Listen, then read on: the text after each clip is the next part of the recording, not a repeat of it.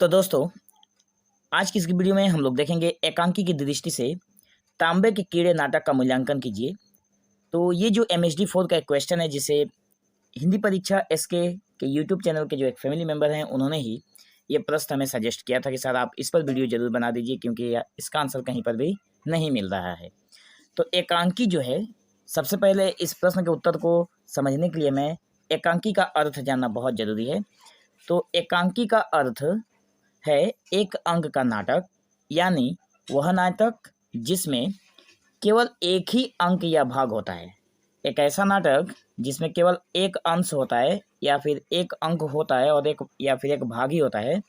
एकांकी नाटकों में एक ही नाटकीय घटना या मानसिक स्थिति पर ध्यान केंद्रित किया जाता है। मतलब एकांकी जो हम लोग MHD 4 में जो पढ़ना है हमें, तांबे के कीड़े, तो यहाँ पर ये जो तांबे के कीड़े जिस इसमें जो घटना दिखाया गया है, वो एक ही घटना के आसपास कहानी नाटक जो है हमारा वो घूम रहा है, ठीक है।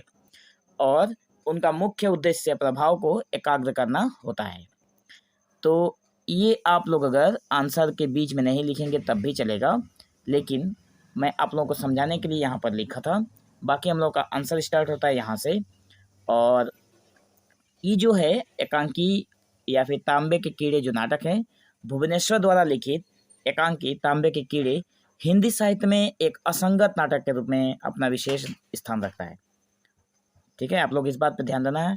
यह एक असंगत नाटक है।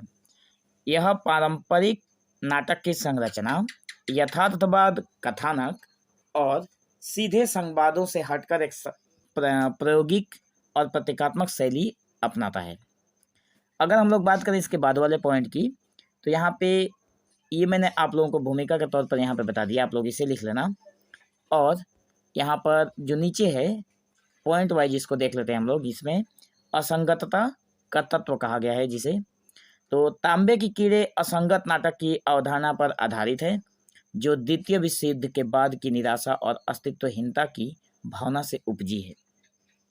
ठीक है, ये जो असंगतता का तत्व निकला है तांबे के कीड़े जो नाटक है उसमें, जो इस पे आधारित हो गया है, तो ये द्वितीय विश्व युद्ध के बाद ही यह निराशा और अस्तित्वहीन के बाद ये जो धारणा है या फिर जो भाव है वो उपजा है, मतलब वो निकला है।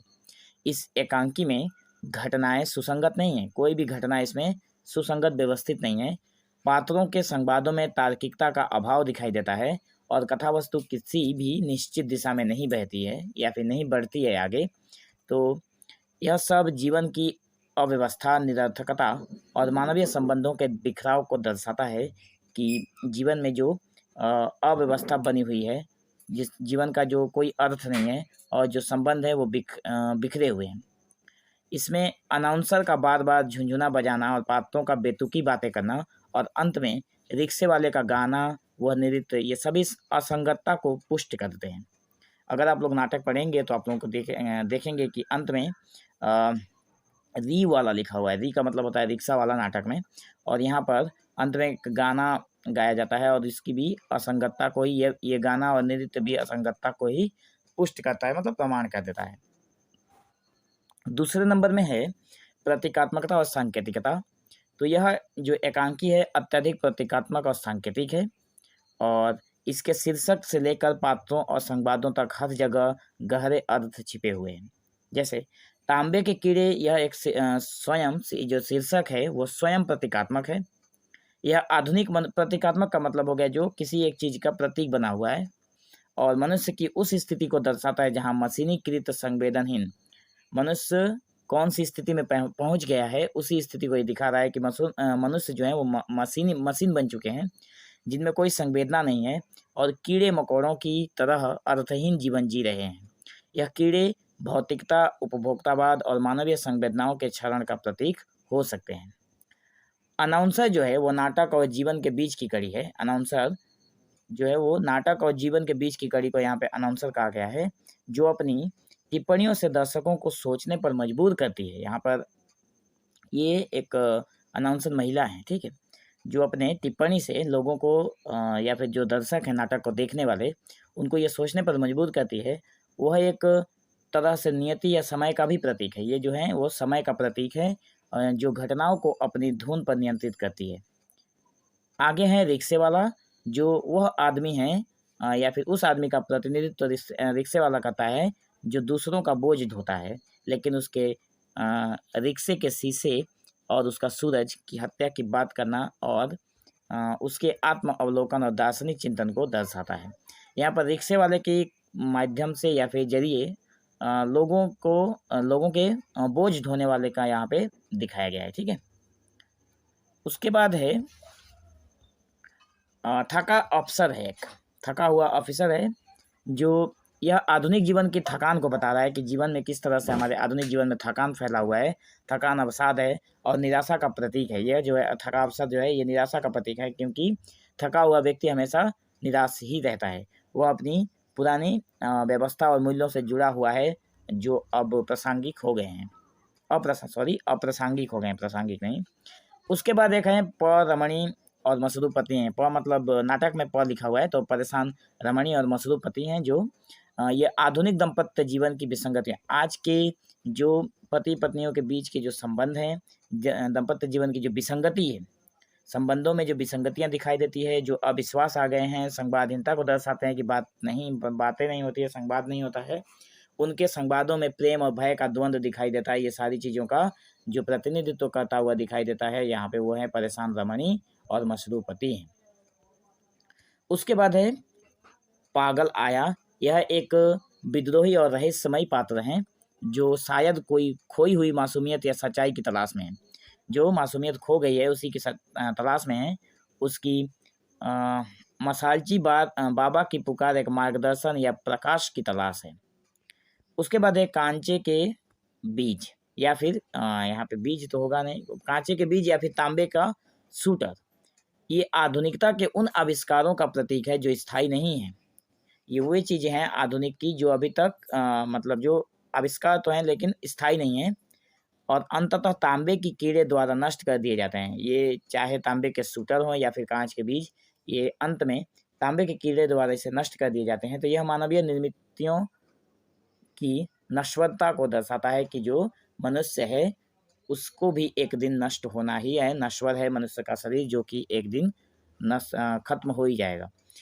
उसके बाद है 3 नंबर पॉइंट में नवीन रंगमंच प्रयोग, जिसमें हम लोग देखेंगे तांबे की कीड़े अपनी रंगमंच प्रस्तुति के लिए बहुत ही महत्वपूर्ण है और इसमें पारंपरिक मंच सज्जा का बजाय एक काला स्क्रीन है, फुटलाइट और अनाउंसर के हाथों में झुंझुना जैसे प्रतीकात्मक तत्वों का प्रयोग किया गया है। जब आप लोग कहानी को पढ़ेंगे तो ये कहानी यहीं से स्टार्ट होती है, शुरू होती है। ठीक है, तो अंधेरे रोशनी के बदलाव होता है, पार्श्व आवाज़ों का प्रयोग नाटक को एक अजीबोगरीब और अवास्तविक माहौल देता है जो इसकी असंगत प्रकृति के अनुकूल है। अनाउंसर जो है, अनाउंसर का मंच पर आना जाना, दर्शकों के बीच बैठना और पात्रों की टिप्पणियों पर अपनी प्रतिक्रिया देना नाटक को अधिक प्रयोगात्मक और संवादात्मक बना देता है। मैं आशा करता हूँ अगर आप लोग नाटक अगर रीडिंग पढ़े होंगे तो आप लोगों को ये सारी चीज़ें बहुत ही आसानी से समझ में आएगी। जो ये एकांकी है उसमें तांबे की कीड़े, उसमें भाषा और शैली किस तरह का व्यवहार हुआ है देख लेते हैं, प्रयोग हुआ है। तो एकांकी की भाषा जो है सांकेतिक है, प्रतीकात्मक है और कभी कभी स्पष्ट भी है, जो कभी समझ में ही नहीं आता है। पात्रों के संवादों में सहजता की कमी है और वे दार्शनिक चिंतन या भावात्मक उथल पुथल को दर्शाते हैं। इसमें जो है वो तत्सम, तद्भव और प्रचलित अंग्रेजी शब्दों का भी मिश्रण है। ये सारी चीज़ें जो व्याकरण की नज़रिए से ये सारी चीज़ें उसमें देखने को मिलती है, जो समकालीन परिवेश को दर्शाता है। उस समय के क्या परिवेश था उसको दिखाता है। जो संवाद अक्सर अधूरे हैं, टूटते हुए और दोहराव वाले होते हैं, जो मानवीय संचार की विफलता को इंगित करते हैं। अनाउंसर की भाषा में व्यंग और आत्म आलोचना का भी पूत दिखाई देता है। उसके बाद है इसमें केंद्रीय संवेदना, 5वें नंबर बिंदु में है केंद्रीय संवेदना, जिसे हम लोग नीचे देखेंगे। तो एकांकी की जो केंद्रीय संवेदना है आधुनिक मनुष्य की अस्तित्वहीनता, अकेलेपन की भय, निराशा और पहचान के संकट को उजागर करती है। यह जीवन की निरर्थकता और समाज की न्यूरोटिक विनाशक और आत्मकेंद्रित परिवृत्तियों पर तीखा व्यंग करता है। नाटक यह प्रश्न उठाता है कि क्या जीवन का कोई अर्थ है या हम केवल तांबे के कीड़े की तरह एक बेमानी अस्तित्व जी रहे हैं। मतलब ये नाटक देखने के बाद या फिर पढ़ने के बाद हमारे मन में भी ये सवाल उठता है कि क्या जीवन के कोई अर्थ है या भी जीवन का कोई अर्थ ही नहीं है, या हम केवल तांबे की कीड़े की तरह एक बेमानी अस्तित्व जी रहे हैं। अनाउंसर अंत में स्वयं कहती है कि नाटक का कोई मतलब नहीं है और लेखक न्यूरोटिक हैं, जो नाटक की केंद्रीय संवेदना को और भी गहरा कर देता है। तो निष्कर्ष के तौर पर अंत में हम लोग यहीं पहुंचते हैं कि तांबे के कीड़े एक ऐसी एकांकी है जो पारस्परिक नाट्य शास्त्र के बंधनों से मुक्त होकर आधुनिक मनुष्य की मानसिक और भावनात्मक उलझनों को अत्यंत प्रभावी ढंग से प्रस्तुत करता है। यह अपनी असंगतता, गहन प्रतीकात्मकता और नवीन रंगमंच प्रयोगों के लिए हिंदी एकांकी साहित्य में एक मील का पत्थर माना जाता है और यह दर्शकों को सोचने और जीवन की जटिलताओं पर विचार करने के लिए उकसाता भी है कि एक बार इस पर विचार करें और इसके बजाय इसके कि उन्हें सीधा समाधान प्रदान करें।